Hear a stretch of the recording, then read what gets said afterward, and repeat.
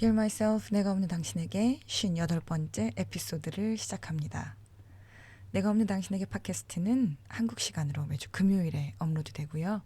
스포티파이, 애플, 유튜브, 그리고 네이버 오디오 클립에서 만나보실 수 있습니다. dearmyself.org로 가시면 홈페이지에 저희 채널에 대한 더 자세한 내용을 보실 수 있으세요. 감상평이나 사연 소개, 그 밖에 어떤 내용이라도 인스타그램 DM이나 이메일로 소통하실 수 있습니다. 지금 몇 주째 공감에 대한 이야기를 하고 있는데요.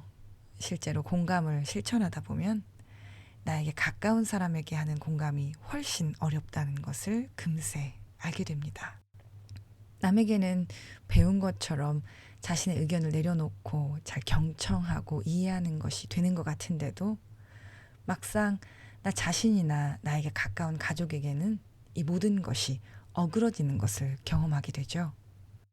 특별히 자기 소멸을 경험한 내가 없는 당신들은 내 자신, 내 존재가 잘 인식되지 않기 때문에 나에게 가장 가까운 배우자나 가족을 나와 분리해서 생각하지 못하고 나와 동일시하는 경우가 많으며, 그런 관점에서 나에게 친절하지 못하고 나를 소멸하는 상황까지 경험하였기 때문에 내가 분리해서 생각하지 못하는 나의 가장 가까운 배우자, 자녀 혹은 부모에게 친절하지 못하고 공감하지 못하는 일이 더 많이 생기게 됩니다. 거기에 더해 가족 간에는 여러 가지 히스토리들이 이미 존재하고 있기 때문에 공감이 어렵게 되기도 하는데요. 오늘은 가족 간의 공감이 어려운 이유를 몇 가지 나눠보려고 하는데, 이 에피소드를 통해서 나의 상황을 한번 돌아보시고 나에게 가장 중요하고 가까운 사람들과 공감하는 일을 한번 시작해 보시면 어떨까 합니다. 제일 먼저 가족 간의 공감이 어려운 이유는 에너지가 없어서일 수 있습니다. 지난 에피소드에서도 말씀드렸었는데 공감은 그 자체가 굉장한 에너지가 드는 일입니다. 사람들은 흔히 누구라도 아무 때나 공감의 대화나 공감의 경청이 가능하다고 생각하는 오류를 범하기도 하는데, 실제로는 그렇지 않습니다. 공감은 에너지가 드는 일로 아무리 좋은 의도나 굳건한 의지가 있을지라도 에너지가 없으면 하기 어려운 일입니다. 하루 종일 업무에 시달리고 전혀 충전의 시간이 없이 가족들을 대면하는 경우, 만성 피로가 쌓여 기본 피로도가 극심한 경우, 혹은 아무리 가벼운 것이더라도 만성 질환으로 몸이 오랫동안 시달려온 경우에는 나 자신 하나도 돌볼 에너지가 남아있지 않은데 누구를 더 배려하고 공감하는 것은 불가능한 일일 수도 있습니다. 의도하지 않았는데 부모님이나 배우자 혹은 자녀들에게 짜증을 내거나 성진을 내는 일이 자꾸 발생하게 된다면 지금 내 에너지 상태가 어떤지 돌아보고 생각해 볼 필요가 있고요. 혹시 에너지가 없는 상태라면 조금 이기적으로 들릴지는 몰라도 내가 사랑하는 사람들을 잘 배려하고 돌보고 또 공감하기 위해서 무엇보다도 더욱 에너지를 충전하기 위한 자신만의 시간이 필요할지도 모릅니다. 일단 자신의 에너지가 충분해야 다른 사람을 잘 공감할 수 있으니까요. 이를 위해 어떤 분들은 분기별로 혼자만의 여행을 떠나시는 분들도 계시고, 매일마다 조용히 차 한 잔을 앞에 두고 심호흡하시는 분들도 계시고, 퇴근 후에 바로 집에 가지 않고 30분이라도 운동하고 리프레시하고 집에 가시는 분들도 계시고요. 언뜻 보면 자기만을 생각한다, 자기만을 위한 시간이다, 이렇게 이기적이게 보일지 모르지만 이러한 이기적인 시간들이 사실은 다른 사람을 더 잘 배려하고 사랑하게 만들어주는 시간임을 기억해야 할 필요가 있는 것 같아요. 모든 사람에게 정답인 방법은 없으니 오늘 한번 생각해 보세요. 나의 에너지를 분기별로 혹은 매일매일 충전하는 시간은 무엇이 있고 나는 그것을 어떻게 시작할 수 있는지 말이죠. 가족 간의 공감이 어려운 또 하나의 이유는 어쩌면 나를 방어하고 싶은 욕구일지도 모르겠습니다. 최근 초등학교 저학년짜리 아이와 그의 엄마의 대화를 인상 깊게 본 일이 있었습니다. 아이가 계속해서 자신의 마음을 그리고 자신의 감정을 설명하려고 애쓰고 있었는데 엄마는 그 이야기를 그대로 듣지 않고 자꾸만 좋은 쪽으로 결론을 내리려는 대화 패턴을 가지고 있더라고요. 오늘 축구를 하고 싶었는데 애들이 아무도 없어서 축구를 못했어. 아이가 말했습니다. 오늘 날이 추워서 그랬을 거야. 근데 축구는 못했지만 엄마랑 블록놀이 했으니까 재밌었다. 그치?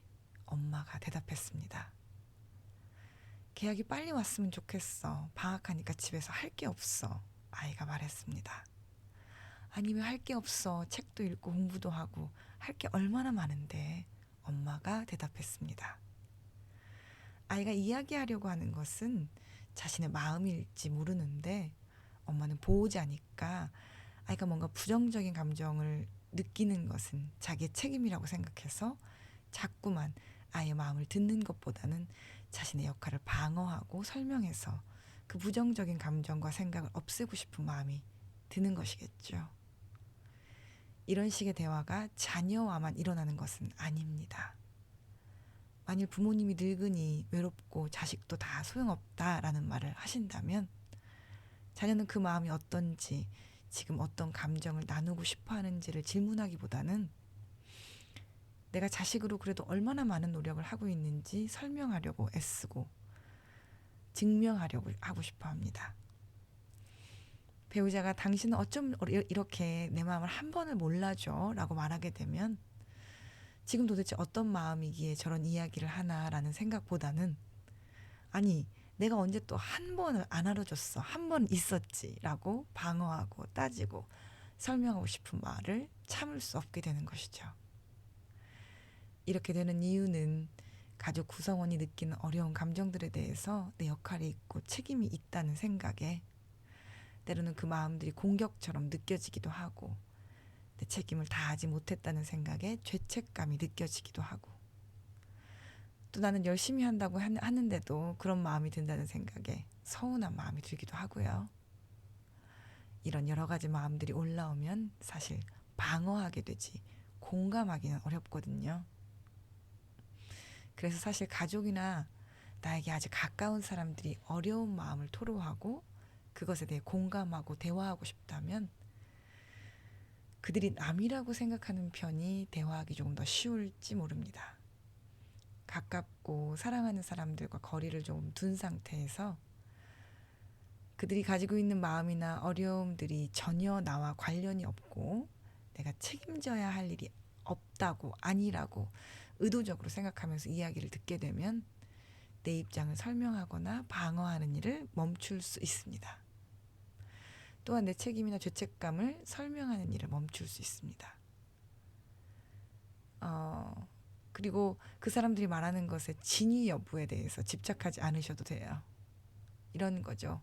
아니 내가 언제 한 번을 안 했어. 한 번은 했지. 혹은 아니 그건 네가 그렇게 한다고 해서 그런 거잖아. 내 잘못이 아니라. 혹은 아니 엄마 내가 언제 엄마한테 그런 식으로 말했어? 라는 식의 누구의 말이 진실인가를 가르지 않아도 된다는 말입니다.